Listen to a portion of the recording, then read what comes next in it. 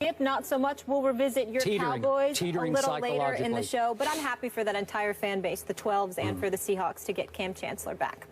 Breaking news also in Cleveland. After Johnny Manziel led the team to victory on Sunday over the Titans, starting for Josh McCown, who was sidelined due to concussion that he suffered in Week 1, there are question marks as to who would start moving forward. Well, McCown has been cleared to play, and this just in, he's going to start on Sunday when the Browns host the Raiders. Skip, what does this mean for Johnny now moving forward? Molly, Stephen A., here's my position. If the current head coach, Mike Pettin, and the current GM, Ray Farmer, and the current quarterback coach, John DeFilippo. Flip. I call him Flip. If they had pushed on draft night to draft Johnny Manziel, which none of them obviously did, Johnny would be starting on Sunday because they would be doing everything in their power to prop him up and make him a success in Cleveland, Ohio. But they're going back to Josh McCown because they all fear for their jobs. They're all teetering. This could be the last year of yet another regime in Cleveland, Ohio, this one, the Mike Pettin regime. I'm not a big fan of Mike Pettin as a head football coach. I'm not sure about Ray Farmer. I have no idea how John DeFilippo got this job with no resume, no credentials, first-time offensive coordinator in the National Football League. And I feel sorry for Johnny that he's stuck in this situation. And I'm hoping against hope that somehow he can find his way out of Cleveland and into a fresh start, as albeit somebody's backup quarterback somewhere else. Dallas, Texas, maybe at some point. Who knows? But look, with Johnny Manziel, you either gulp the Kool-Aid or you spit it out. You love him or you despise everything that he is. And I thought it was telling, even though it was an amusing anecdote. I think I read it wherever it was, USA Today. Molly and I talked about it before the show. When Johnny made his very extemporaneous scramble out of the pocket outside of Arakpo, ran to his left, threw across his body. Travis Benjamin hit him right in stride for the second and clinching touchdown in the game last Sunday. DeFilippo said into his headset very quietly, with no emotion, coaching's overrated. Well, you can laugh at that because sometimes coaching is overrated when it comes to Johnny Manziel. But coaches do not want to be overrated, and these coaches want to maintain control of their offense.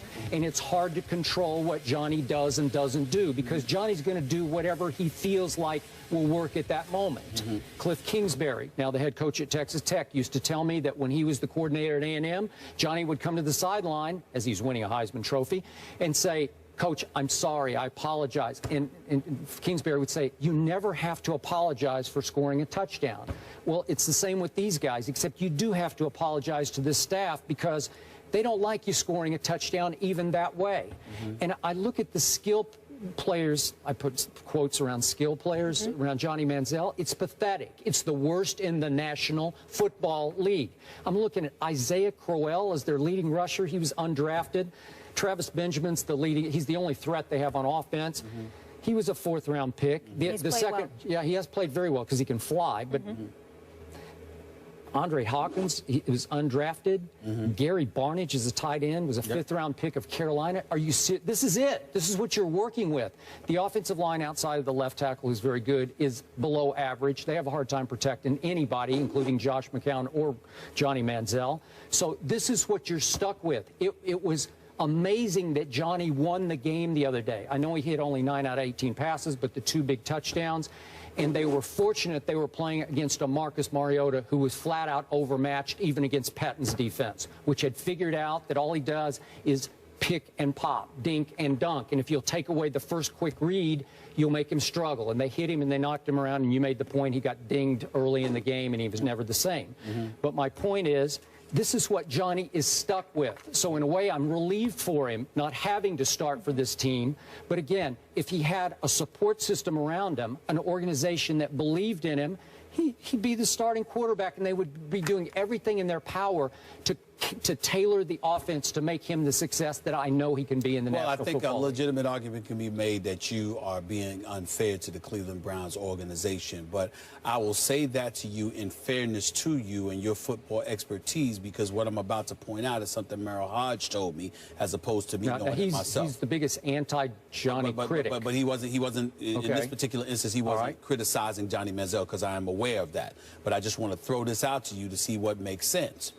He talked about how they didn't require Johnny Manziel to stand in the pocket all afternoon long.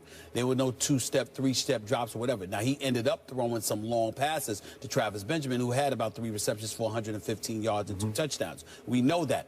But at no time was Johnny Manziel required to do those things, because they didn't believe that tailored to his game, nor was he ready for it. Yep. Then they looked at their personnel and said, like you just said, what do we have? So when we look at it from that perspective, let me tell you what Johnny Manziel, his teammates, not Johnny Manziel himself, because you know when we were at the finals, I saw Johnny Manziel on a couple of occasions, all right? And those conversations that he and I had, I'll leave to us, because he didn't ask me to divulge them. I'm certainly not going to violate his trust like that.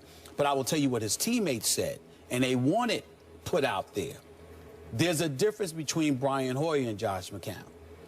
When you look at Brian Hoyer, he was that guy that wanted that job. Did y'all see that movie Draft Day? Yeah. With Kevin Costner? He came on this show and talked about it. And if you remember, there's a scene in there, and it's amazing. Ironically, the franchise he was overseeing was Cleveland. And he was talking about how the quarterback on the team was worried about Kevin Costner drafting another quarterback. Okay, so he and his wife and them, they were worried about it, et cetera, et cetera. And they ended up drafting somebody on the defensive side of the ball. Well, that was Brian Hoyer last year. Brian Hoyer didn't want Johnny Manziel drafted. He wanted the job to be all of his own.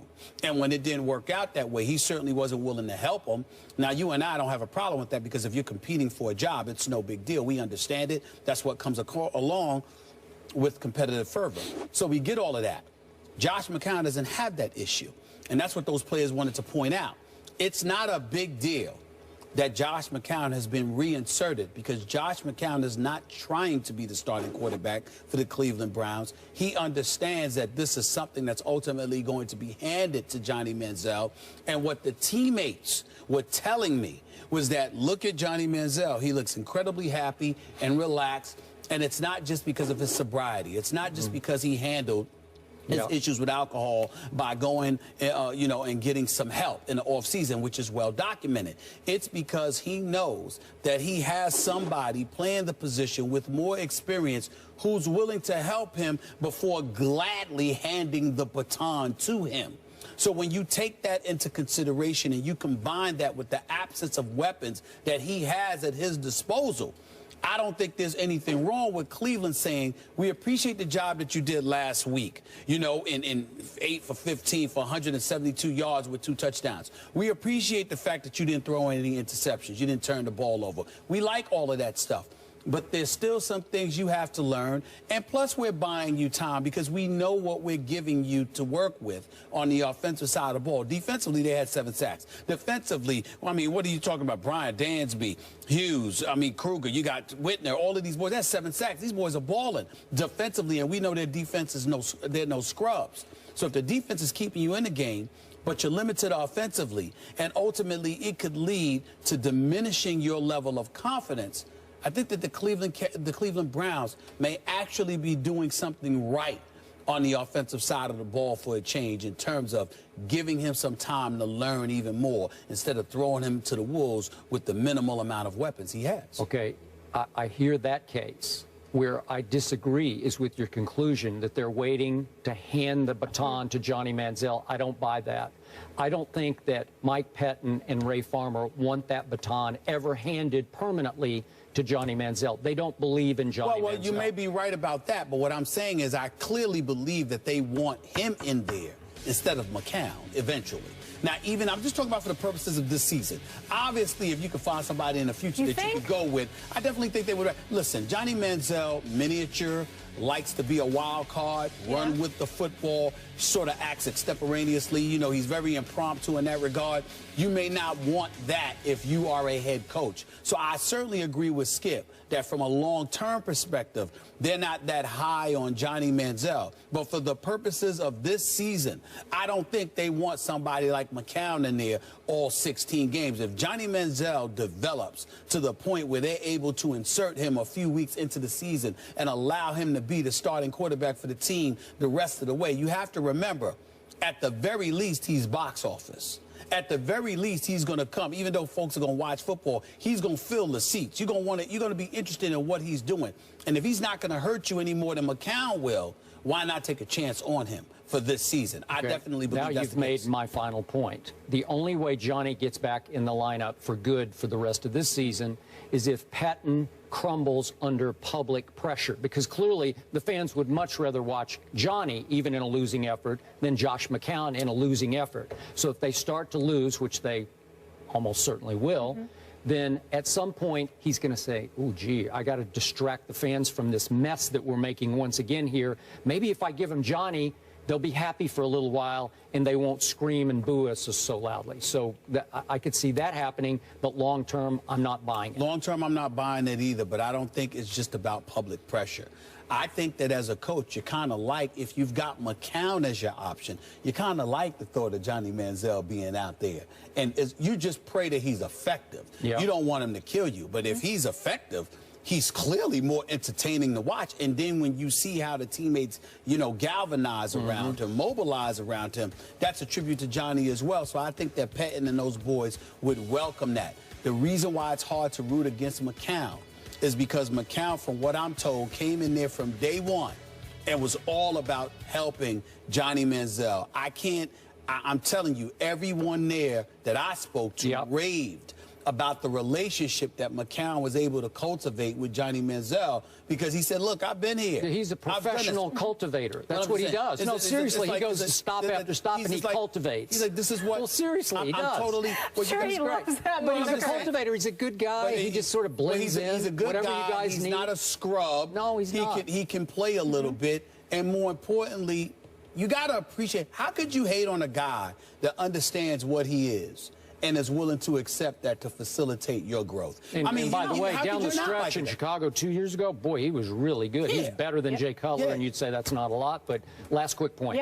My only last hope would be that the owner, Haslam, would blow out this coaching staff and maybe the executive office and pick a coach a la what happened with RG3 in Washington, Jay Gruden, pick a coach for Johnny that would drink that Kool-Aid, gulp the Kool-Aid, right?